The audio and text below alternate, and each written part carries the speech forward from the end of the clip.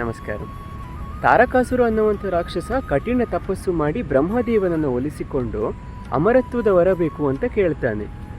ಬ್ರಹ್ಮದೇವ ಸೃಷ್ಟಿಕರ್ತ ಆಗಿರೋದ್ರಿಂದ ಯಾವುದೇ ಕಾರಣಕ್ಕೂ ಸಾಧ್ಯ ಇಲ್ಲ, ಹುಟ್ಟಿದ ಪ್ರತಿಯೊಬ್ಬ ವ್ಯಕ್ತಿಯು ಸಾಯಲೇಬೇಕು, ಅಮರತ್ವದ ವರ ಸಾಧ್ಯ ಇಲ್ಲ, ಬೇರೆ ಯಾವುದಾದ್ರೂ ವರವನ್ನು ಕೇಳು ಅಂದಾಗ ತಾರಕಾಸುರ ಭಾಳಷ್ಟು ಯೋಚನೆ ಮಾಡ್ತಾನೆ. ಯೋಚನೆ ಮಾಡಿ ಅವಾಗಿನ್ನೂ ಮಹಾದೇವ ಮತ್ತು ಆದಿಶಕ್ತಿಯ ಮಿಲನ ಆಗಿರಲಿಲ್ಲ. ಮಹಾದೇವನ ಪರಿಸ್ಥಿತಿ ತಾರಕಾಸುರನಿಗೆ ಗೊತ್ತಿತ್ತು.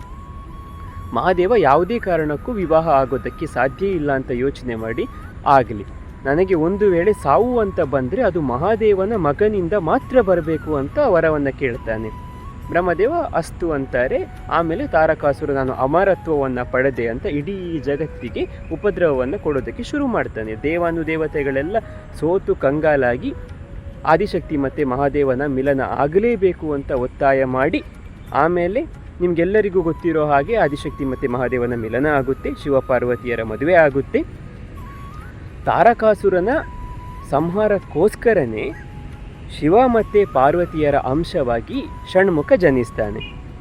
ಷಣ್ಮುಖನಿಗೆ ಸ್ಕಂದ ಅಂತ ಕೂಡ ಕರೀತಾರೆ.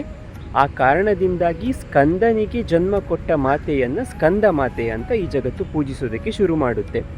ಪಾರ್ವತಿ ಮಾತೆ ಅಲ್ಲಿನಿಂದ ಮಾತೃ ಸ್ವರೂಪಕ್ಕೆ ಬರ್ತಾರೆ.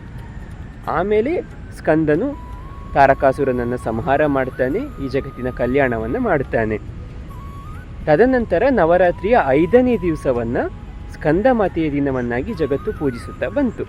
ಪಾರ್ವತಿ ಮಾತೆಯು ಮಾತೃ ಸ್ವರೂಪಕ್ಕೆ ಬಂದಿರೋದ್ರಿಂದ ಸ್ಕಂದ ಮಾತೆಯ ಆರಾಧನೆ ಮಾಡೋದ್ರಿಂದ ಸಂತಾನ ಪ್ರಾಪ್ತಿಯಾಗುತ್ತೆ ಅಂತ ಕೂಡ ಈ ಜಗತ್ತು ನಂಬಿದೆ, ನಮ್ಮ ಪುರಾಣಗಳು ಹೇಳುತ್ತೆ. ಹಾಗಾಗಿ ಸ್ಕಂದ ಮಾತೆಯು ಸರ್ವರಿಗೂ ಶುಭವನ್ನು ಉಂಟು ಮಾಡಲಿ. ನೀವು ನನ್ನ ಚಾನಲನ್ನು ಇನ್ನೂ ಸಬ್ಸ್ಕ್ರೈಬ್ ಮಾಡಿಲ್ಲ ಅಂದರೆ ಸಬ್ಸ್ಕ್ರೈಬ್, ಶೇರ್, ಲೈಕ್ ಮಾಡಿ ಅಂತ ಕೇಳ್ತಾ ನಮಸ್ಕಾರ.